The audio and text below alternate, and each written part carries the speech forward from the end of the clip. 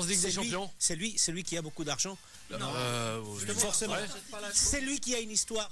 Le PSG ne l'aura pas. Parce que le PSG, comme vous l'avez dit, à 50 ans, à côté du Real, du Barça, de Liverpool, de Manchester, c'est des clubs qui ont plus d'une centaine d'années, qui ont une histoire derrière.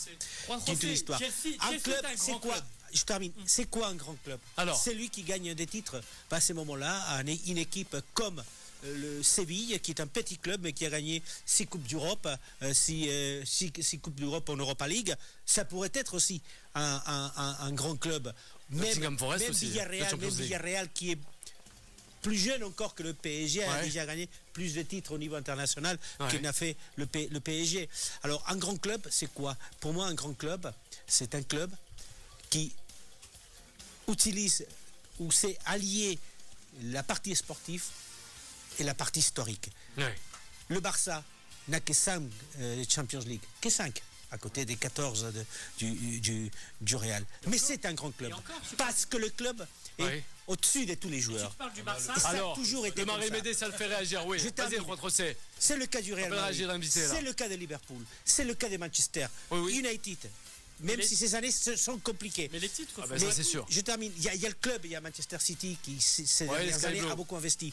Mais c'est lui qui a beaucoup investi aussi. Mais qui n'est pas non plus encore aujourd'hui un grand club, c'est Chelsea. Ce n'est pas les 2 Champions League qu'ils ont gagnés. Et ce n'est pas les 400 millions ou 600 millions qu'ils ont investis cette année pour voir où ils sont. Un grand club, c'est celui où effectivement le club est supérieur à tous ses joueurs. Qui s'appelle. On l'aurait compris, Barcelone et le Real. Mais oui, il n'y a qu'en Espagne où on voit ça. Allez, vas-y, non. Et en Angleterre. Le Real Madrid fait venir un jeune de 19 ans qui s'appelle Sergio Ramos. Il fait venir aussi un jeune de 18 ans qui s'appelle Varane. Des joueurs jeunes comme Camavinga, comme Tchouaméni, qui vont pendant 3, 4, voire 5 ans se former à côté des joueurs comme vous avez Kroos, Modric, Benzema ou autres. Quand est-ce que tu es arrivé, Vinicius? À l'âge de 18 ans. Et il a fallu attendre quand même 2 années. Vous vous rappelez les 2 premières années de Vinicius, où il driblait à droite et à gauche, mais il s'est raté tout le temps. Un poulet sans tête. Voilà, c'était un poulet sans tête.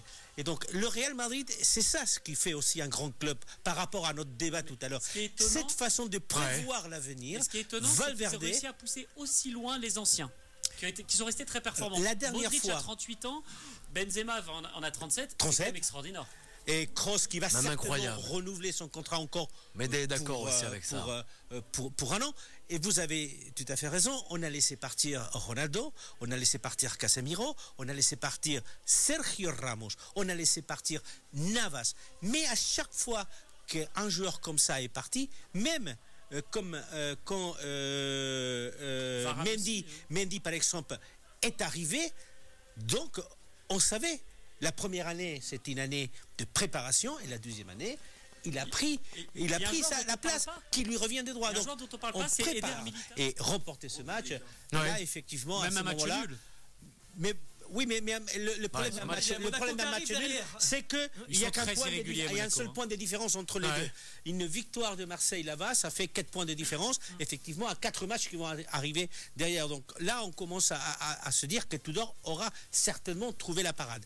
Mais n'oublions pas ce qu'il a fait cette année. Effectivement, beaucoup des doutes au début, parce que déjà, il n'avait jamais entraîné en France, il ne connaissait pas les championnats français. Et quelqu'un qui est des Balkans, donc qui a joué notamment en Italie, d'une façon complètement différente d'entraîner et de jouer. Mais est-ce que vous vous posez la question, est-ce qu'Alexis Sanchez l'année prochaine va vouloir continuer du côté des Marseille? La question se pose selon toi. Indispensable à cette équipe de Selon les dernières infos, il serait parti pour rester. Pour rester encore un an. Il va falloir. Il ne faut pas oublier qu'il a 34 ans aussi.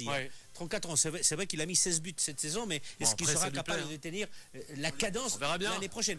Tudor, pour l'instant, a fait le boulot au-delà de ce qu'on pouvait attendre au début de championnat, parce qu'il y a eu des doutes, effectivement. Attendons quand même ce match face à Lens le 6 mai, qui va être crucial pour les deux clubs. Va être crucial pour les deux clubs, notamment pour Marseille, qui est devant aujourd'hui. On peut attendre la 38e journée pour faire des pronostics aussi.